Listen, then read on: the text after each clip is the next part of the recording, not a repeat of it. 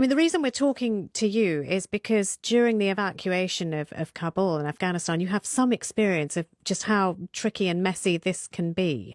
What is going on in the background right now? Absolutely. Look, evacuations are never straightforward. And I worked at the Foreign Office. Part of my job was training other countries sometimes on how to do this.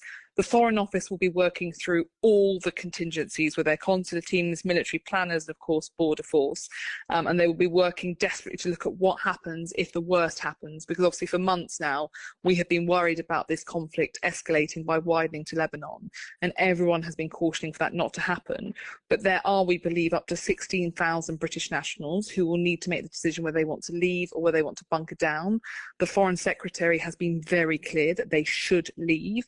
And obviously, the longer they leave it before they just make that decision, the riskier it is that they need to be evacuated. Whereas at the moment, there are commercial options, and it's really important that anyone on the ground chooses to evacuate because that is what the government has asked them to do.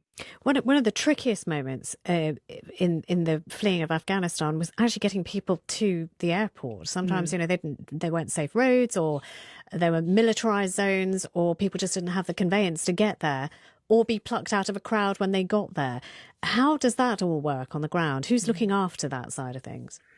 So the evacuation in Afghanistan was incredibly traumatic, and I remember trying to guide families that I was trying to get to the hotels so they could be evacuated, and you couldn't because you didn't know where the Taliban were and what they were doing on the ground. Evacuations are complex. If people think they will be able to easily get out, that is not the case. And this is far more complex than even the Sudan evacuation, where people could go to neighbouring countries, where they could then be evacuated by air or sea. Land evacuation is not possible with Lebanon because the main neighbour is Syria, and that leaves us with two options, which is either air or by sea, which is how we evacuated Lebanon back in 2006. And yes, the airport is still fully functional in Beirut. It will remain fully functional unless it's targeted, but commercial flights are starting to drop off.